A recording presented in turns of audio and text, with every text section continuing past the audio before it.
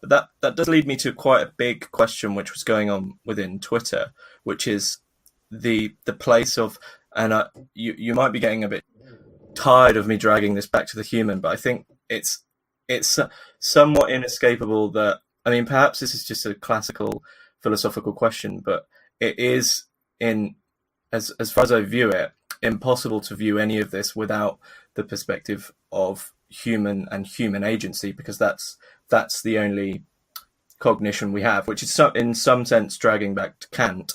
But the impossibility of escape, is that a form of determinism, which is entirely kind of separate to the one of just general the old, kind of old free will question? Right. Well, yeah, hang on. This is good, but let me first of all just say I can't accept the setup of the impossibility of escape, because obviously I think it's the opposite. I think it's the impossibility of stopping escape, but the escape is not for us. It's the escape from us that is the phenomenon that we're dealing with. But on the substantial philosophical question, I think the line I would take on this, because I know it does get talked about a lot, and it sort of excites people, this question. My line on this is that the Kant of the first critique is better on the topic of the second critique than the Kant of the second critique, which is to say that the crucial issue here is the fact that the structure of free will and determinism is a metaphysical structure. It's not, if you're trying to choose one or the other option between free will and determinism, you're just so admired in metaphysical confusion that it is comical. You know, we simply do not, when we use those concepts, we are just simply radically confused about really what we're talking about. And so I definitely think, I mean, I just bracket, honestly, any argument on this that is laid out in, like, do we have agency or don't we have agency? You know, is there free will or not? Is time deterministic, history deterministic? All of that seems to me just confused. You know, it's not the way. It's rather that whole structure is an antinomy that is the symptom of a fundamental philosophical confusion. And we're just not thinking about time realistically if we get ourselves into those kind of problems. Okay. If then, I think I'm going to ask you to expand on that a bit. If there's a confusion which would imply that we've taken a certain path which has just led us into this metaphysical system, which is kind of the wrong way to think about it, then if we were to go back, then what is in your view the way to go which wouldn't head into confusion? If there's confusion, then what is the correct view?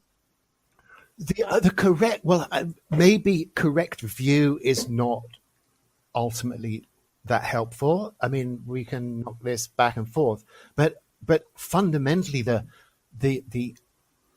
right approach, the philosophically rigorous approach, is the same thing as the philosophy of time. We have to get time right. If we get time right, all of this stuff will slot into a much more realistic, sensible, coherent pattern. If we keep getting time wrong, then we're going to be just babbling nonsense in this antinomian structure that is irresolvable. No one's going to win in a free will determinism debate, however it looks, one way or the other, because the two concepts are mutually complicit and mutually confused, and they're both symptoms of a pre-critical understanding of time. Okay, yeah, that makes sense. So your understanding of time, as far as I can see it, as the way that I've placed it in my own mind was one of your old lectures from the News Centre and this was specifically on right accelerationism, which I'm sure we'll get into, was the difference between convergent and divergent waves. So I'm just trying to remember the way that time is placed for you is that the waves of time, if you want to view it like that, are actually we're being dragged towards an event, as opposed to the event happens and then we kind of splay outwards without kind of place to go. That's a crucial part of it, but I think a convergent wave is just a finalistic understanding of time. I mean, in the old Aristotelian quadrate of causality, we're talking about final and efficient causality. And I'm not trying to say final causality is right and efficient causality is wrong.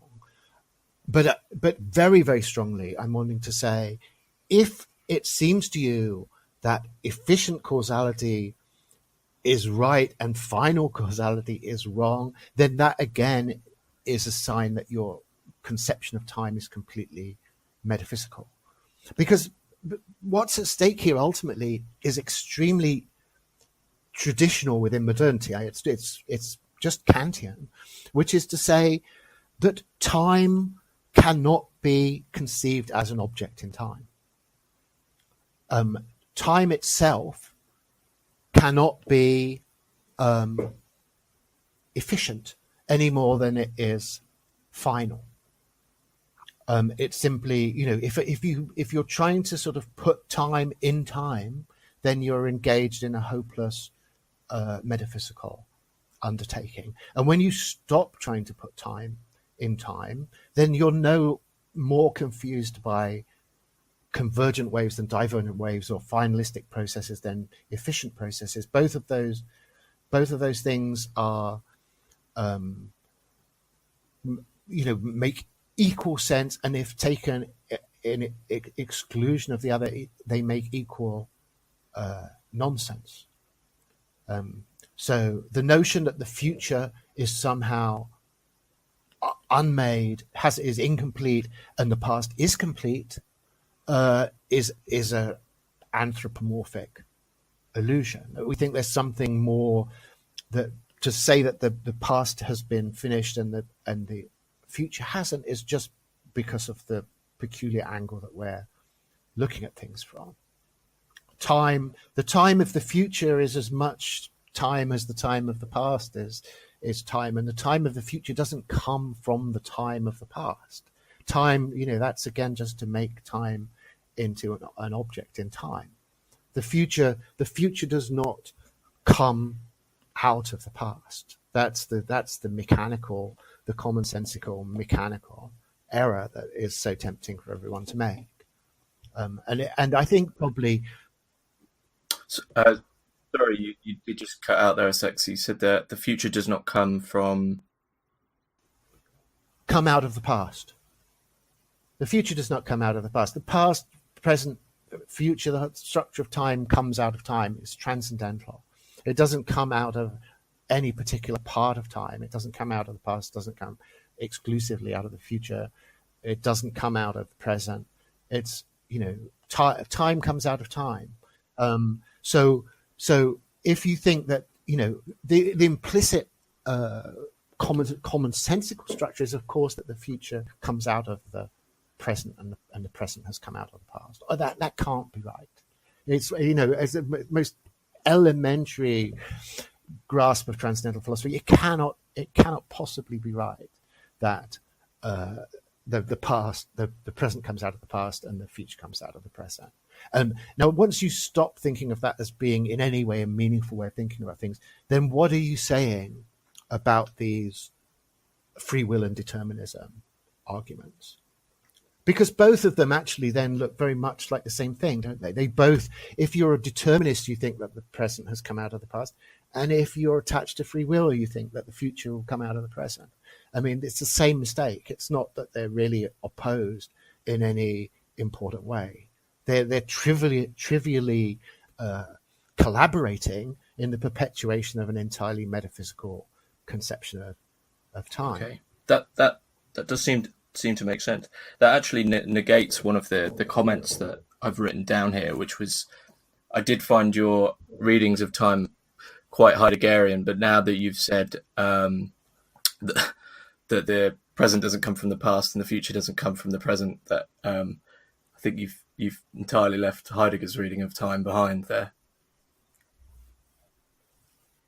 Well, I don't know. I mean, I'm not sure. I haven't read Heidegger, honestly, for decades now. So, I mean, I'm not there. But it's always seemed to me his reading, his basic propositions about time are generally transcendentally rigorous propositions. And certainly the notion, the insistence that time cannot be grasped as something in time, I think is a strictly Heideggerian formulation, and I think it's completely unexceptionable. I mean, Okay. it has to be right.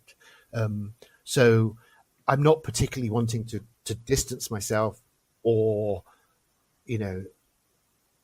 or in contrast, be promoting some kind of Heideggerianism. I mean, I simply don't know. Go back to where you were saying about the kind of the future.